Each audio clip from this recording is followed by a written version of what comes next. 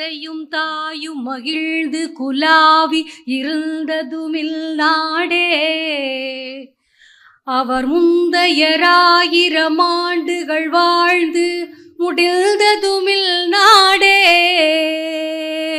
எந்தையும் தாயும் மகிழ்ந்து குலாவி இருந்ததுமில் நாடே. அவர் முந்தையராயிரம் ஆண்டுகள் வாழ்ந்து முடிந்ததுமில் நாடே. அவர் சிந்தையிலாயிரம் எண்ணம் வளர்த்து சிறந்ததுமில் நாடே. இதை வந்தனை கூறி மனத்தில் இருத்தி என் வாயுர வாழ்த்தேனோ. இதை வல்தே மாதரம் வல்தே மாதரம் என்று வணங்கேனோ. இதை வல்தே மாதரம் வல்தே மாதரம் என்று வணங்கேனோ. மங்கையராயவர் இல்லறம் நன்கு வளர்த்ததும் இந்நாடே. அவர் தங்க மதலைகள் ஈன்றமுதூட்டி தழுவியதில் நாடே. துங்க முயல்து வளர்கென கோயில்கள் சூழ்ந்ததுமின் நாடே. பின்னரங்கவர் மாயகவருடல் பூந்துகள் ஆர்ந்ததுமில் நாடே. இதை வல்தே மாதரம் வல்தே மாதரம் என்று வணங்கேனோ. இதை வல்தே மாதரம் வல்தே மாதரம் என்று வணங்கேனோ.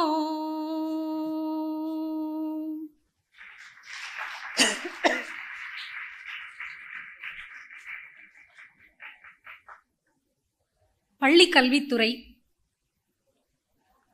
ஈரோடு மாவட்ட பொது நூலக இயக்ககம் இணைந்து நடத்துகின்ற இந்த சிறுவாணி இலக்கிய திருவிழாவிலே இன்றைய மாலை பொழுதில் உங்கள் முன்பாக நின்று இந்த உரையாற்ற எனக்கு ஒரு பெரும் வாய்ப்பினை அளித்த அனைவரின் உள்ளத்திற்கும் எனது இனிய வணக்கத்தை சமர்ப்பித்துக் கொண்டு, அன்பு மாணாக்கர்களே, நீங்கள் இவ்வளவு நேரம் பாரதியாரை குறித்து பல்வேறு இலக்கியங்களில் இருந்தும் பேசினீர்கள். இங்கிருக்கக்கூடிய மாணவர்கள் மட்டுமல்ல, கோவையில் இருக்கக்கூடிய 133 கல்லூரிகளில், பாரதியார் பல்கலைக்கழகத்தின் கீழ் இருக்கக்கூடிய 133 கல்லூரிகளில் இருக்கக்கூடிய மாணவர்களும் பட்டம் பெறும் பொழுது தங்களுடைய சான்றிதழிலே பாரதியார் பல்கலைக்கழகம் என்ற பெயரின் கீழில் உங்களுடைய பட்டதாரி சான்றிதழை பெறுகின்றீர்கள். அன்பு குழந்தைகளே, சற்று சிந்தித்து பாருங்கள். பாரதி பிறந்தது திருநெல்வேலி எட்டயபுரத்திலே. அங்கு ஒரு பல்கலைக்கழகத்திற்கு பாரதியார் என்ற பெயர் இல்லை. அவன் வாழ்ந்து மறைந்தது சென்னையிலே. அங்கும் கூட பாரதியார் பெயரிலே பல்கலைக்கழகம் இல்லை. அவன் 10 ஆண்டுகள் அஞ்ஞாத வாசம் இருந்தது புதுவையிலே. அங்கும் கூட பாரதிக்கு பல்கலைக்கழகம் அமையவில்லை.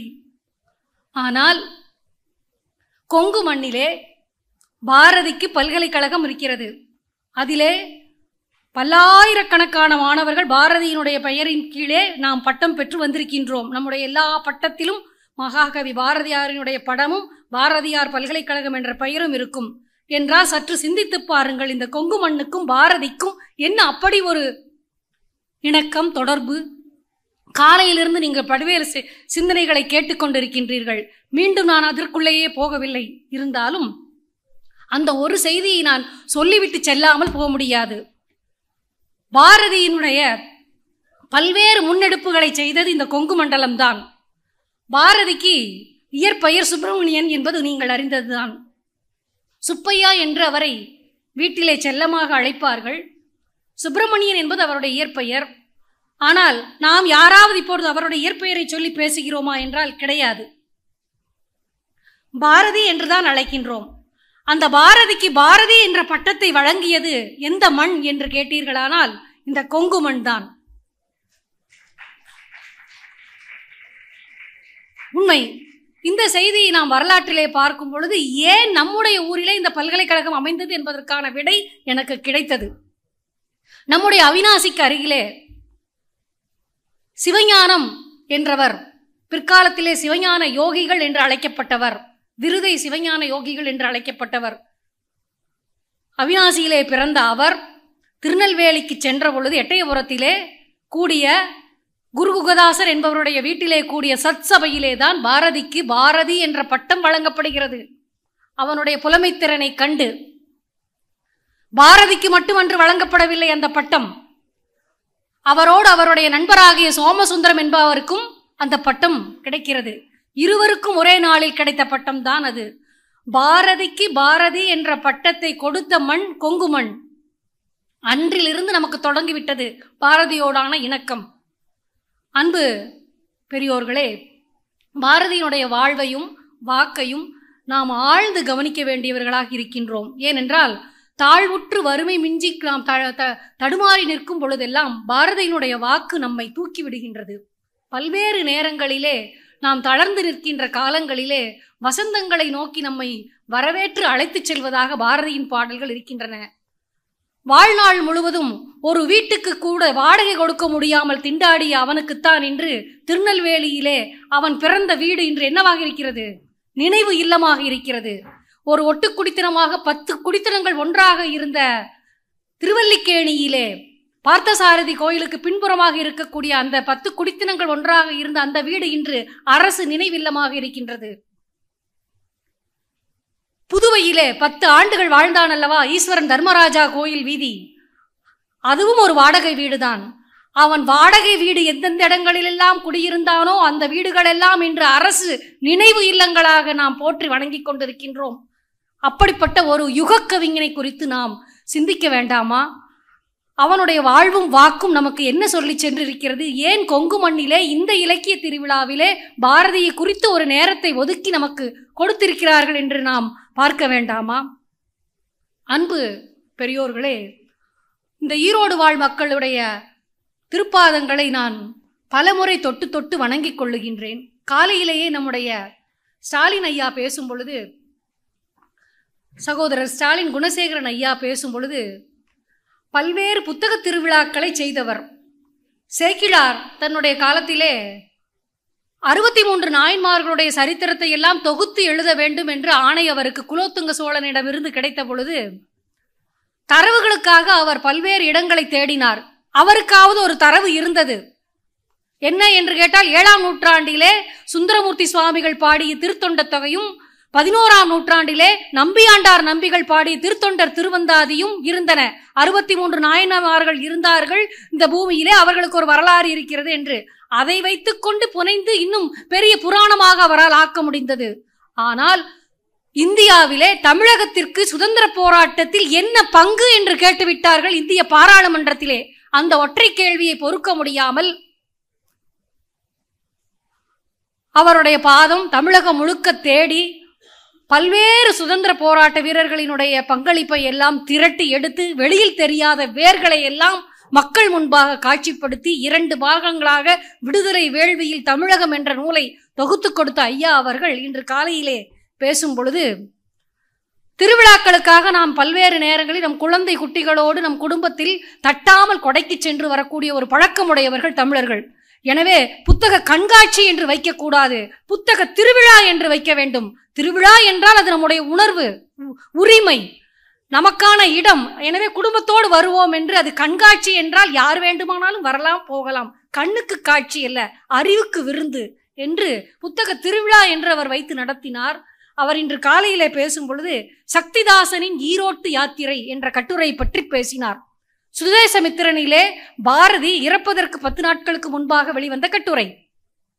ஈரோட்டை பற்றி வருகின்ற கடைசி கட்டுரை, இறுதி பேருரை ஆற்றிய மண் இந்த மண்.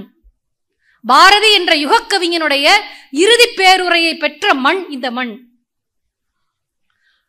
அவர் எப்படியெல்லாம் புறப்பட்டு வந்தார் என்பதையெல்லாம் நன்கு சுவைபட ஐயா அவர்கள் சொல்லி சென்றார்கள். திருவல்லிக்கேணியிலே பார்த்தசாரதி கோயிலிலே யானையிடமிருந்து ஒரு யானை தள்ளுண்ட பிறகு மீண்டும் அவர் காப்பாற்றப்பட்டு நன்கு உடல்நலம் தேறி ஈரோட்டுக்கு வருகை புரிகின்றார். ஏன் அப்படி வருகை புரிய வேண்டும் என்றால், இங்கு தங்கபெருமாள் பிள்ளை என்பவர், தங்கமுருகேசன் பிள்ளை என்பவர் ஒரு பெரும் வழக்கறிஞர். அவரும் பாரதியாரும் இணைந்துதான் குடியரசு என்ற அவரும் பெரியாரும் இணைந்துதான் குடியரசு என்ற பத்திரிகையை 25 நடத்துகிறார்கள். அதற்கு முன்பாக அவருடைய அழைப்பின் பேரிலே அவர் ஈரோடுக்கு வருகிறார். மனிதனுக்கு மரணமில்லை என்ற தலைப்பிலே அவர் பேசுகிறார் கருங்கல்பாளையத்திலே.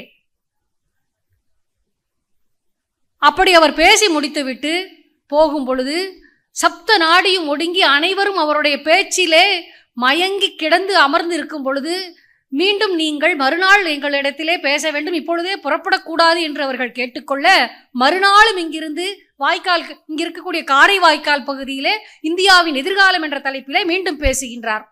இதையெல்லாம் நாம் பார்த்தோம். அப்படி பேசும் பொழுது தங்கமுருகேசன் பிள்ளையினுடைய வீட்டிலே அவர் இருக்கும் பொழுது, அங்கு அவருடைய மனைவி, தங்கமுருகேசன் பிள்ளை வழக்கறிஞர், அவருடைய கோட்டை எடுத்து, இதை நீங்கள் அணிந்து கொள்ளுகின்ற நாள் எப்பொழுது, நீங்கள் அணிந்து கொள்ளுங்கள் என்று அவருடைய மனைவி பார்த்து சொல்லுகின்றார். பெண்கள் எல்லோரும் இதை அணிகின்ற காலம் எப்போது என்று இந்த இடத்திலே வந்து அவர் கேட்கின்றார். ஒரு முகமதியருடைய வீட்டிலே சென்று முகச்சவரம் செய்து கொள்ளுகின்றார். ஒரு தாழ்த்தப்பட்டவருடைய இல்லத்திலே சென்று உணவு உண்ணுகின்றார். இந்த 3 காரியங்களையும் இந்த மண்ணிலே நின்று செய்து பார்க்கின்றார்.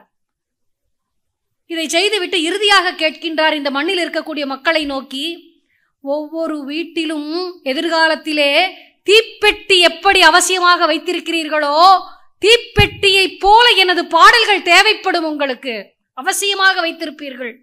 எனவே நீங்கள் என் பாடல்களை பதிப்பிப்பதற்காக கேபிட்டல் ஷேர் போடுகிறீர்களா? இந்த கேள்வி ஈரோட்டு மண்ணில் வந்துதான் கேட்கிறார். நிறைய பேர் அதை பற்றிய விவரங்கள் அவர்களுக்கு புரியவில்லை. அவர் என்ன சொல்ல வருகிறார் என்பதை எடுத்துக்கொள்ள முடியவில்லை. இவர் ஏதோ ஆகாயத்தில் கோட்டை கட்டுகிறார் என்று கூட அவர்கள் கருதி இருக்கலாம். யாரும் முன்வரவில்லை. 100 ரூபாய் பணம் கொடுத்து போக்குவரத்துக்கு வைத்துக் கொள்ளுங்கள் என்கிறார்கள். அவர் அதை மறுத்துவிட்டு ஈரோட்டில் இருந்து புறப்பட்டு செல்லுகிறார். 10 நாட்களிலே அவர் இறைவனடி சேருகின்றார். அதல்ல இப்பொழுது நமக்கு செய்தி. பாரதியாருடைய வாழ்வு, வாக்கு, இது 2ம் பெண்களுக்கு எந்த நிலையிலே இருந்தது என்பதை நாம் இங்கு பார்க்க வேண்டும். பாரதியாருடைய பாடல்களிலே 1904 ஜூலை மாதத்திலே விவேக பானு என்ற இதழிலே பாரதியாருடைய முதல் படைப்பு அச்சாக்கம் பெறுகின்றது. அந்த செய்தி நாம் அறிந்ததுதான். ஆனால் அந்த இதழின் ஆசிரியர் யார் என்று கேட்டீர்கள் என்றால், இந்த கொங்கு மண்ணினுடைய புலவர் மூரா கந்தசாமி கவிராயர் என்பவர் தான் அந்த இதழின் ஆசிரியர். அவர்தான் அந்த பாடலை அங்கு அச்சேற்றம் செய்கின்றார். இப்படி அவருடைய வாழ்விலே கொங்குமண் தொடர்ந்து வந்து கொண்டே இருக்கின்றது. அன்பு பெரியோர்களே, அது மட்டுமல்ல, பாரதியினுடைய பாடல்கள் இந்தியாவிலேயே முதலாக ஒரு கவிஞனுடைய பாடல்கள் நாட்டுடைமையாக்கப்பட்டது என்றால் அது பாரதியுடையதுதான். எப்படி என்று கேட்டால், அதற்கும் கொங்குமண் தான் காரணமாக அமைந்து விட்டது. இங்கே சோமசுந்தரம் என்ற ஒரு தொழிலதிபர் வாழ்ந்து வந்தார். அவர் ஒரு திரைப்படம் எடுக்க விரும்புகிறார். மேனகா என்ற பெயரிலே ஒரு சமூக திரைப்படத்தை எடுக்கின்றார்.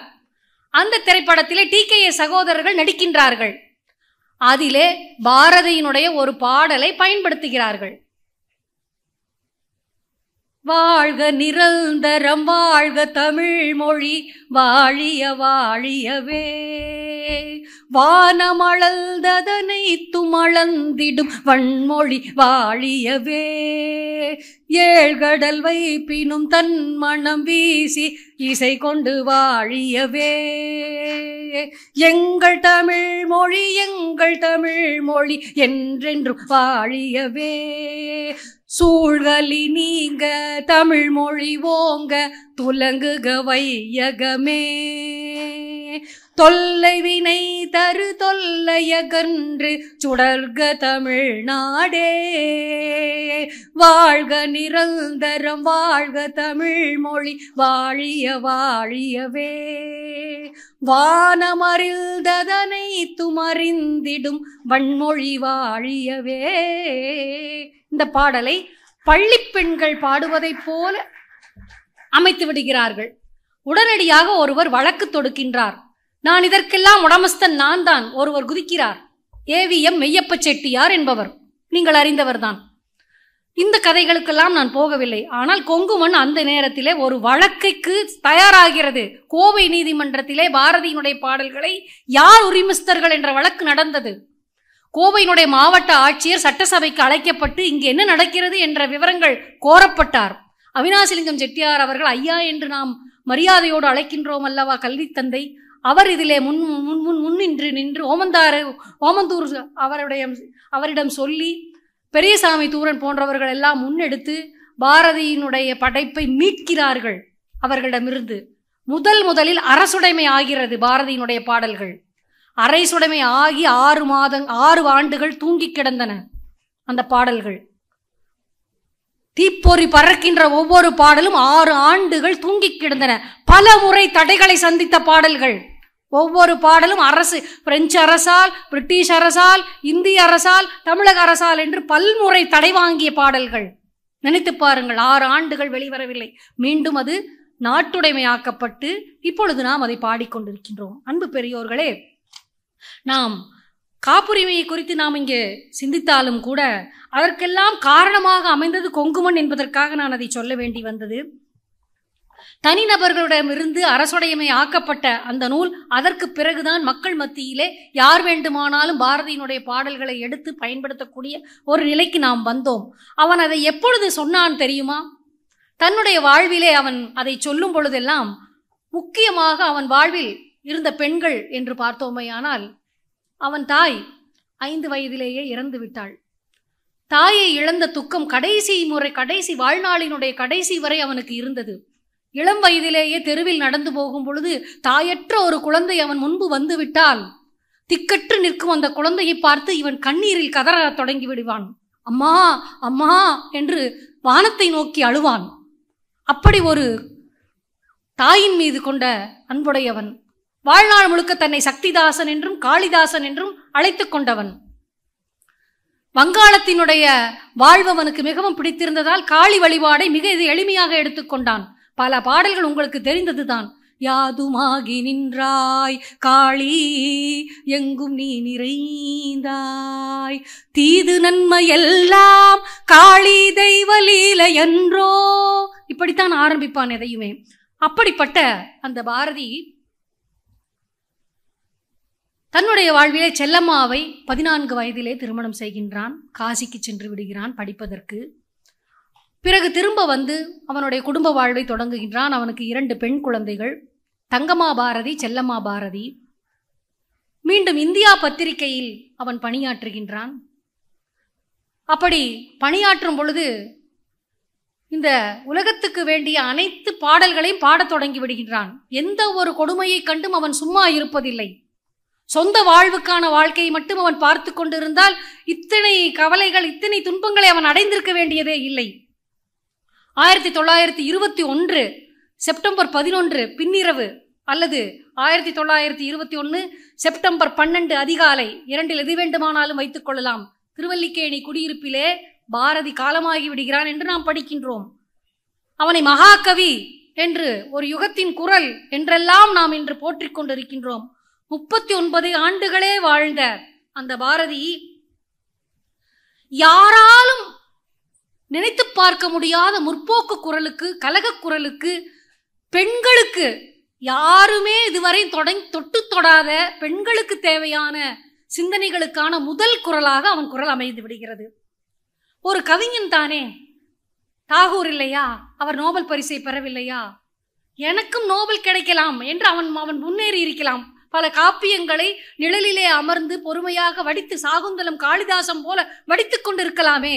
அவன் உள்ளம் அதில் அமையவில்லையே. பதறுகிறான் அல்லவா இங்கே கரும்பு தோட்டத்திலே என்று பிஜி தீவிலே வாழ்கின்ற பெண்களுக்கு பாடுகின்றான். பெண்கள் கல்வி கற்பதின் அவசியத்தை பாடுகின்றான். பெண்கள் கும்மி என்று பாடுகின்றான். இதெல்லாம் பாடிக்கொண்டு இருந்தால் காவியங்களை படைப்பவர்களுக்கல்லவா அங்கு நோபல் வாசல்கள் திறந்திருக்கின்றன. அவன் அதை செய்து கொண்டிருக்கவில்லை. இந்தியா, விஜயா, சக்கரவர்த்தினி போன்ற இதழ்களினுடைய ஆசிரியராக இருந்தான். சுதேசமித்திரனுடைய உதவி ஆசிரியராக இருந்தான். மொழிபெயர்ப்பாளராக இருந்தான். சிறுகதை, மிகச்சிறந்த சிறுகதை ஆசிரியராக இருந்தான். நாவலாசிரியராக இருந்தான். இப்படி பாரதி தான் தொட்டு தொடாத உயரங்கள் எதுவுமே இல்லை என்ற அளவிலே, அவன் தொடாத துறைகளே இல்லை என்ற அளவிலே அவன் வாழ்வு அமைந்தது.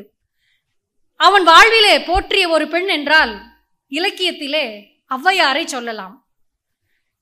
எதிரிலே என்று பார்த்தோமேயானால் வெளிநாட்டு ஐரிஷ் பெண்ணாகிய நிவேதிதா தேவியை தன்னுடைய ஞான குருவாக ஏற்றுக்கொள்ளுகிறான். காங்கிரஸ் மாநாட்டுக்கு ஏன் மனைவி அழைத்து வரவில்லை என்று கேட்டபொழுது, எங்களுக்கு அந்த வழக்கம் இல்லை, அரசியல் அவளுக்கு தெரியாது என்று சொல்லும் பொழுது, உன் பாதியாகிய உன் மனைவியை நீயே மதித்து அழைத்து வராவிட்டால் சுதந்திரம் பாதி பேருக்கு மட்டும் தருவார்களா என்ற கேள்வியை நிவேதிதா எழுப்ப, தன் உள்ளத்திலே சுதந்திர கனல் பிறந்ததாகவும் தான் மீண்டும் நல்ல புத்தியை பெற்றதாகவும் தன்னுடைய இதிலே சொல்கிறார். நிவேதிதா தேவி தன்னுடைய ஞான குருவாக ஏற்றுக்கொள்ளக்கூடிய ஒரு ஆண் பார்க்க முடியுமா என்று? ஒரு ஆண் ஒரு ஆங்கிலேய பெண்மணியை, தன்னுடைய ஐரிஷ் பெண்மணியை தன்னுடைய ஞான குருவாக பெற்றுக்கொள்ளுகின்றான். இப்படி பல்வேறு செயல்கள் அவன் பெண்களுக்காக செய்திருக்கின்றான். ஆனால் நான் ஒரு செய்தியை சொல்லி முடிக்க வேண்டும். இந்த 4 பெண்களை பற்றி சொன்னேன். அவர்களை பற்றி ஒவ்வொரு கருத்தை சொல்லி நான் உங்கள் முன்பாக இருந்து விடைபெறுவேன். முதலில் நாம் தெரிந்து கொள்ள வேண்டியது அவனுடைய இரத்த உறவுகளை பற்றி நான் சொல்ல விரும்பவில்லை. அது இருக்கட்டும், அவர்களும் பெரும் பணிகளை செய்தவர்கள் தான். ஆனால் யதுகிரி என்ற சொல்லை நீங்கள் கேட்டிருப்பீர்கள். அன்பு பெரியோர்களே, உங்களுடைய உள்ளத்திலே இந்த யதுகிரி என்ற சொல் விளைவிக்கின்ற எண்ணங்கள் என்ன? புதுச்சேரி வாழ்க்கையிலே தமிழகத்திலிருந்து மறைந்து புதுச்சேரி வாழ்க்கையை வாழத் தொடங்கிய 10 ஆண்டுகளிலே அவனுடைய வீட்டுக்கு பக்கத்திலே இருக்கக்கூடிய மண்டயம் ஸ்ரீனிவாசாச்சாரியருடைய மகள்தான் யதுகிரி. எல்லாருமாகத்தான் தப்பி பிழைத்து அங்கு சென்று வாழ்ந்து கொண்டிருக்கிறார்கள் சுதேசிகள் எல்லாம். அந்த சின்னஞ்சிறு சிறுமிதான் இவனுடைய ஒவ்வொரு பாடலையும் பாடல் பிறந்தவுடன் கேட்கின்ற வரும் வாக்கியத்தை பெற்ற ஒரு சிறுமியாக இருந்தாள். நாம் கேட்டுக்கொண்டிருக்கின்ற ஒவ்வொரு பாடலும் யதுகிரிதான் முதல் உன்னதமான ஒரு ரசிகையாக இருந்து அதை கேட்டிருக்கிறாள் என்பது பாரதி எத்துணை தூரம் அந்த பெண்ணின் மீது அவன் வைத்திருந்த ஒரு உணர்வை நாம் பார்க்க முடிகிறது. ஒவ்வொரு பாடலையும் அவள் தான் கேட்கின்றாள். இன்னும் சொல்ல போனால் பாரதியினுடைய வாழ்விலை பார்க்கும் பொழுது பாஞ்சாலி சபதம் முழுவதுமாக தீர்ந்து விடுகிறது. இனி திரும்ப அச்சடிப்பதற்கு ஒரு பிரதி கூட இல்லை, பார்த்து அடிப்பதற்கு. புதிதாக எழுதினால்தான் உண்டு. எங்கு சென்று கேட்பது, யாரை சென்று கேட்பது? நாம் இருப்பதோ புதுச்சேரியில். தமிழகத்திற்கு எந்த தொடர்பும் இல்லாமல் நாம் வாழ்ந்து கொண்டிருக்கிறோம், மறைந்து அஞ்ஞாத வாசமாய். ஒரே ஒரு பிரதியை வைத்திருந்தவள் யதுகிரிதான். அம்மா, நீ சமய சஞ்சீவினி அம்மா, அந்த புத்தகத்தை எனக்கு கொடு. நான் புத்தகம் அச்சாகி வந்ததும் முதல் பிரதியை உனக்கே கொடுக்கிறேன். அந்த குழந்தை சொல்லுகிறது, தரமாட்டேன் போ. இதிலே அன்பு குழந்தை யதுகிரி தேவிக்கு உனதன்பன் சுப்பிரமணிய பாரதி அன்புடன் கொடுத்தது என்று நீங்கள் எழுதியிருக்கிறீர்கள். இந்த புத்தகத்தை நான் தரமாட்டேன் என்று சொல்லுகிறாள். எத்துணை அன்பு! அம்மா கொடு என்று அவளிடம் வாங்கி சென்று மீண்டும் பாஞ்சாலி சபதத்தை அடிக்கிறான் என்றால் ஒவ்வொரு பாடலையும் அவள் தன்னுடைய நோட்டு புத்தகத்திலே குறிப்பெடுத்துக் கொண்டாள். ஒவ்வொரு இசையும் என்ன ராகத்திலே இவன் பாடினான் என்று முதலில் பாடுபவள் அவள்தான். எல்லா பாடலையும் பாடி கொடுத்தவுடன் அடுத்த பாடி பாடுவது அவள்தான். அப்படி நாம் யதுகிரியுடைய வாழ்வை கட்டாயமாக நாம் பார்க்க வேண்டியதாக இருக்கிறது. அதனை அடுத்து நாம் தங்கம்மா பாரதி, செல்லம்மா பாரதி, சகுந்தலா பாரதி, இந்த மூவரும் என்ன செய்தார்கள் என்றால், ஒரு பெண்கள் தங்கள் வாழ்நாளிலே அவர்களை பொறுத்து கொள்ளலாம். அவர்கள் எப்பேற்பட்ட படைப்பாளியாக இருந்தாலும் அவர்களை போற்றிக் கொள்ளலாம். அவர் இறந்து அவர் காலமான பிறகு என்ன நடக்கிறது என்றால், அந்த 4வருமே தனித்தனியாக நூல்கள் எழுதுகிறார்கள் பாரதியை போற்றி. செல்லம்மா பாரதி பாரதியார் சரித்திரம் என்ற நூலை எழுதுகிறார். யதுகிரி பாரதி நினைவுகள் என்று எழுதுகிறார். அவருடைய அபிமான புத்திரியாகிய யதுகிரி தேவி எழுதியது என்று எழுதுகிறார். நினைத்து பாருங்கள். ஒவ்வொரு பாடலுக்குடைய பின்னணி, இந்த பாடல் பிறந்த கதை என்ன என்பதை தெரிய வேண்டுமானால் அந்த சரித்திரத்தை நாம் படிக்க வேண்டியதாக இருக்கிறது. அதனை அடுத்து தங்கம்மா பாரதி என்ன செய்திருக்கிறார் என்றால், பிள்ளை பிராயத்திலே பாரதியும் கவிதையும் என்ற நூல்களை எல்லாம் தன் தந்தையாரிடம் அவர் வாழவில்லை. இளமையிலேயே அவர் பெரியம்மாவிடம் சென்று வளரத் தொடங்கி விடுகிறார். தொடர்ந்து தந்தையின் அன்பிலே வாழ்ந்து வந்தவள் சகுந்தலா பாரதி தான். அவளுக்குத்தான் எல்லா பாட்டையும் பாடி ஒன்றாக கடற்கரைக்கு சென்று நீண்ட நேரம் விளையாடுகின்ற பெரும் பேரெல்லாம் அவளுக்குத்தான் கிடைத்தது. சகுந்தலா பாரதியும் எழுதுகிறாள். என் தந்தை என்று எழுதுகிறார். என் தந்தையை பற்றி சொல்லுகிறார்கள், இவர் பற்றற்ற சந்நியாசி போல் தன்னுடைய மனைவியும் குழந்தையும் கவனிக்காதவர் என்று சொல்லுகிறார்கள். காசாசை பிடித்து எந்நேரமும் குடும்பத்துக்காக சேர்த்து வைப்பவர்களுக்கு வேண்டுமானால் அப்படி தெரியலாம். எங்கள் தந்தை எல்லையற்ற அன்புடையவர் எங்கள் மீது, அவருடைய அன்பு களங்கமற்றது என்று சகுந்தலா பாரதி என் தந்தை என்று எழுதுகிறார். ஒரு பாடலை காலை பொழுதினிலே என்ற பாடல் நீங்கள் எல்லோரும் படித்திருப்பீர்கள். அந்த காலை பொழுதினிலே பாடல் பிறந்த கதையை சகுந்தலா சொல்லுகிறாள். ஒரு நாள் காலையிலே, பாப்பா நாம் இருவருமாக பாடலை எழுதுவோமா? எழுதுவோம் அப்பா, மாடிக்கு போகலாம் வா. பாப்பா வந்து பாடலுக்கான சங்கதிகளை சொல்லிவிட வேண்டும். நான் எழுத தொடங்குவேன். சரி சொல்லுகிறேன். காக்கை, பருந்து, கிளி, தென்னை மரம், இப்படி அந்த குழந்தை சொல்லிக்கொண்டே வருகிறது. அந்த குழந்தையும் பாரதியுமாக எழுதிய அந்த பாடல் தான் காலை பொழுதினிலே. லெனினுடைய ஆட்சி ரஷ்யாவிலே வந்த பிறகு, ஜார் புரட்சிக்கு பிறகு ரஷ்யாவிலே பொது உடைமை தத்துவம் வந்த அந்த செய்தியை அந்த பாடலிலே குழந்தையும் பாரதியுமாக எழுதுகிறார்கள். இறுதியிலே நாங்கள் இதை கண்டிருந்தோம், நாங்கள் இதை பாட்டிசைத்தோம் என்று எழுதி முடிக்கின்றான். கீழே என்ன எழுதுகிறான் என்றால், சகுந்தலா பாப்பாவும் சுப்பிரமணிய பாரதியும் எழுதியது. யாருக்கு கிடைக்கும்? பெண்மை வெல்க வென்று கூத்திடுவோமடா, பெண்மை வாழ்க வென்று கூத்திடுவோமடா. இந்த பாடலின் பின்னணி எதுகிரி சொல்லுகிறாள். வீட்டுக்குள்ளே பெண்ணை பூட்டி வைப்போம் என்ற விந்தை மனிதர் தலைகவிழ்ந்தார், பட்டங்கள் ஆழ்வதும் சட்டங்கள் செய்வதும் பாரினில் பெண்கள் செய்த வந்தோம். இந்த பாடல்களுக்கெல்லாம் பின்னணி இருக்கிறது. அது மட்டுமல்ல அன்பு பெரியோர்களே, அன்றைய காலகட்டத்திலே குழந்தை திருமணம், சொத்துரிமை மறுப்பு, விதவை மறுமணத்துக்கு மறுப்பு, இத்துணை பிரச்சனைகள் இருந்த காலகட்டம். ஒரே ஒரு சட்டம்தான் ஆங்கிலேயர்கள் சட்ட முன்வடிவை கொண்டு வந்தார்கள். குழந்தை திருமணம் 12 வயதிற்கு மேல் செய்து கொள்ளுங்கள், தயவு செய்து 5-6 வயதிலே செய்து வைக்காதீர்கள் சின்னஞ்சிறுமிகளை. இந்த சட்டத்திற்கு இந்தியா முழுவதும் நம்முடைய இந்து மக்கள் எதிர்த்தார்கள். எங்களுடைய பாரம்பரியத்திலே எப்படி ஆங்கில அரசு தலையிடலாம், இந்த சட்ட முன்வடிவை திரும்பப் பெறுங்கள் என்று கேட்டார்கள். என்ன செய்ய முடியும்? நாம் அப்படி இருந்தோம். ஆனால் பாரதி அதற்காக பல்வேறு இடங்களில் எழுதி தன்னுடைய கட்டுரைகளிலே தொடர்ந்து எழுதி கொண்டே வருகின்றான். இந்த மூடத்தனத்தை எப்படி ஒழிப்பது? மாப்பிள்ளைக்கு விலை கொடுத்து வாழ்கின்ற இந்த மானங்கெட்ட வாழ்க்கை வேறு எந்த நாட்டிலும் பார்க்க முடியாது என்று எழுதுகிறான் தன்னுடைய கட்டுரையிலே. நல்ல விலை கொடுத்து வாங்குகிறார் நாயை, அந்த நாயிடம் யோசனை கேட்பதுண்டோ என்றெல்லாம் பேசுகிறான். என்று நாம் இன்னும் எத்தனையோ பாடல்களை நாம் சொல்லி செல்லலாம் என்றாலும் கூட எனக்கு அவர்கள் சீட்டுக்கவியை அனுப்பிவிட்டார்கள். அதனால் நான் அதை முடிக்க வேண்டிய நேரத்திலே இருப்பதால் இன்னும் ஒரு சந்தர்ப்பம் நான் வரும் பொழுது இந்த நான் எடுத்து வைத்திருக்கக்கூடிய அரிய குறிப்புகளை நான் எடுத்து வந்திருந்தேன். இருந்தாலும் நாம் சொல்வதற்கான நேரம் நமக்கு இவ்வளவுதான் கொடுத்திருக்கிறார்கள். முடிந்த வரைக்கும் சொன்னேன் என்று நான் நம்புகிறேன். யதுகிரியினுடைய வாழ்வு, அவளுடைய பாடல்கள் எல்லாவற்றிலும் பார்க்கும் பொழுது அவளுக்கு 2 பெண் குழந்தைகள். கடைசியாக ஒன்றை சொல்ல வேண்டும். அவர் இறுதி நேரத்திலே சென்னையிலே திருவல்லிக்கேணி வீட்டிலே அந்த ஒட்டு குடித்தினத்திலே உயிர் பிரிகின்ற 1 மணி நேரத்திற்கு முன்பாக செல்லம்மாவிடம் கேட்கிறார். செல்லம்மா, மணி எத்தனை? மணி 12. யதுகிரி எங்கே இருக்கிறாள்? தங்கம்மா எங்கேன்னு கேட்கல, சகுந்தலா எங்கேன்னு கேட்கல, இன்னும் உற்றார் உறவினர்கள் எல்லாம் எங்கேன்னு கேட்கல. தன்னுடைய பாடலின் முதல் ரசிகை யதுகிரி எங்கே இருக்கிறாள்? அவள் பெங்களூரிலே இருக்கிறாள். அவளுக்கு எத்தனை குழந்தை? அவளுக்கு திருமணமாகி 2 குழந்தை, நம்மை போலவே. அவள் இப்போது வருவாளா? அவளுக்கு பதில் சொல்ல முடியவில்லை. செல்லம்மா கண்ணீர் வடிக்கிறாள்.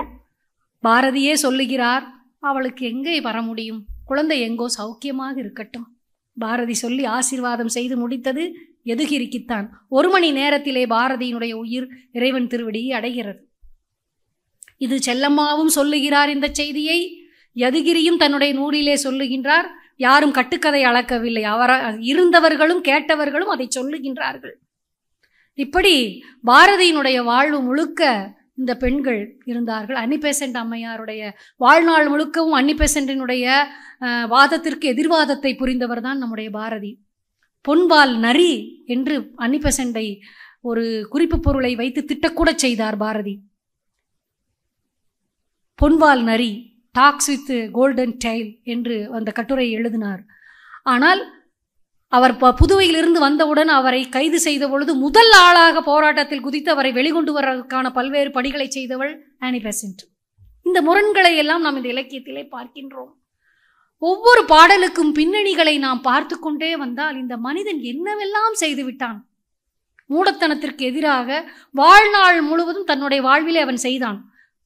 காசியிலிருந்து தங்கம்மா வரவழைக்கப்படுகிறாள். 12 வயது ஆகிவிட்டது. இவளுக்கு இப்பொழுதே விவாகம் செய்ய வேண்டும் என்று உறவினர்களும் செல்லம்மாவும் குதிக்கிறார்கள். என் குழந்தை 12 வயதிலே என் குழந்தைக்கு நான் திருமணம் செய்ய மாட்டேன். அவள் ராஜாத்தியை போல மகிழ்ந்திருக்கட்டும். நான் உரிய நேரத்திலே நல்ல வரனை நான் திருமணம் செய்து வைப்பேன். 12 வயதிலே என் மகளுக்கு திருமணம் செய்ய மாட்டேன் என்று எழுதுகிறான். எல்லோரும் எதிர்ப்பு. செல்லம்மா பாரதியிடம் சொல்லாமலே புறப்படுகிறாள். தனக்கு தெரியாமலேயே நடந்து விடுமோ மகள் திருமணம் என்று பதைக்கிறான். இறுதியிலே கடையத்திலே இவனுக்கு என்ன சொல்லுகிறார்கள்? வெறுமனே வந்து நீங்கள் தாரை வார்த்து கொடுத்தால் போதுமானது, எல்லா காரியங்களும் எங்கள் கைவசம் என்று அவன் அழைத்து செல்லப்படுகின்றான். மகள் திருமணத்துக்கு 3ஆம் அவனைப் போல செல்லுகின்ற நிலை. அவன் முடிந்தவரை அவன் பார்த்தான், முடியவில்லை. அந்த திருமணம் நடக்கிறது. ஆனால் அவன் சொன்ன வாக்கு மாறவில்லை. தன் வாழ்வு வேறு, தன்னுடைய பாடல்கள் வேறாக ஒரு நாளும் பாரதி இருக்கவில்லை. அவன் வாழ்வு எப்படியோ அப்படித்தான் அவனுடைய பாடல்கள். அம்மா கண்ணு என்ற வேலை பணியாள். பூட்டை திறப்பது பாட்டை திறப்பது பண்ணாலே, பூட்டை திறப்பது கையாலே. இந்த பாடலை நாம் கேட்கும் போதெல்லாம் இதில் என்ன பெரிய பிரமாதம்? பூட்டை கையில தானே திறக்கணும்? கிடையாது. பூட்டை சாவியால் அல்லவா திறக்க வேண்டும்.